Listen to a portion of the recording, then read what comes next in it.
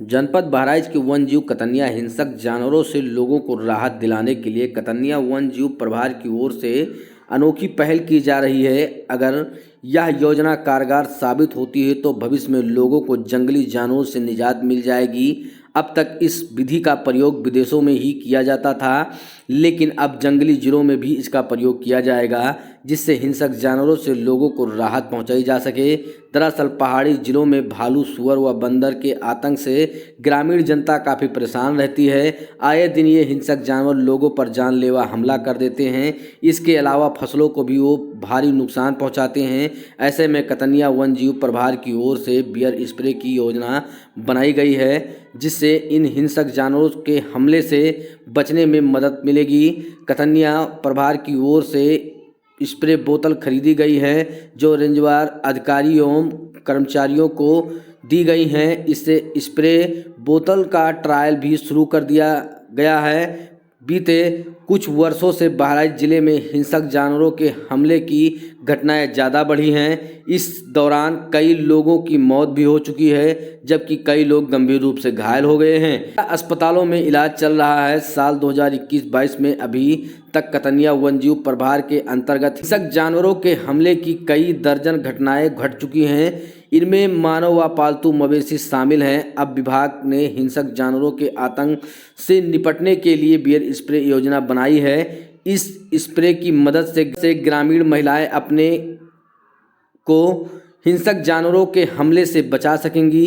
इसके लिए विभागीय स्तर पर रेंजवार गांवों को चिन्हित किया जा रहा है, जहां जंगली जानवरों का खतरा अधिक है।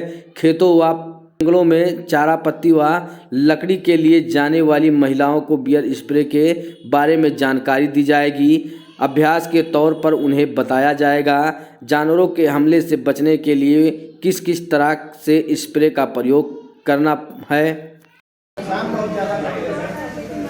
ये देखिए, आप लोग की समस्या का समाधान करने के लिए हम लोगों ने अभी क्या है, एक तराई हाथी रिजर्व का प्रस्ताव रखा था भारत सरकार और राज्य सरकार के सामने। तराई हाथी रिजर्व मतलब जो है बहुत जल्दी अस्तित्व में आने जा रहा है। मतलब बहुत ही जल्दी मतलब आप देखेंगे ये सब इलाका तराई हाथी रिजर्व में शामिल होगा। तराई हाथी रिजर्व में शामिल होने से फायदा क्या होगा, तो एक हमारे मंत्रालय के स्तर पे हाथी परियोजना चलती है।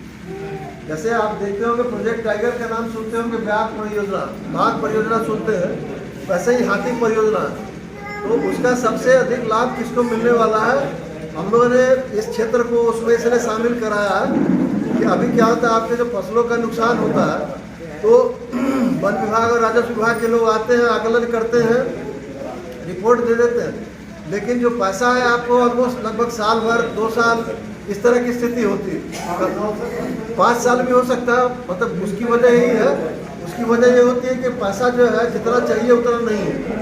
अब हम लोगों ने इसलिए इसको किया है कि पैसे जो है वो हाथी परियोजना के तहत मांगेंगे और आधा पैसा उसमें राज्य सरकार का होगा, आधा केंद्र सरकार का होगा।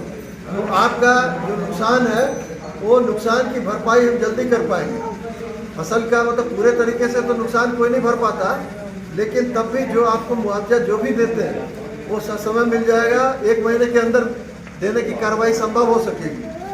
तो यही सोच के हाथी से जो फसल का नुकसान है अथवा बिल्डिंग का नुकसान है, ये सोच के ही हाथी परियोजना के अंतर्गत इसको लाया गया। इसमें पूरा दुधवा टाइगर रिजर्व का क्षेत्र शामिल है, न केवल आपका कतरनिया घाट वाला क्षेत्र बल्कि दुधवा राष्ट्रीय उद्यान वाला क्षेत्र और उससे लगा हुआ जितना क्षेत्र है। आज जो आपका कार्यक्रम यहाँ पे हुआ है, इसके बारे में क्या जानकारी है आपके पास? देखिए, आज हमारा 2 दिवसीय कार्यशाला यहाँ पे चल रही थी।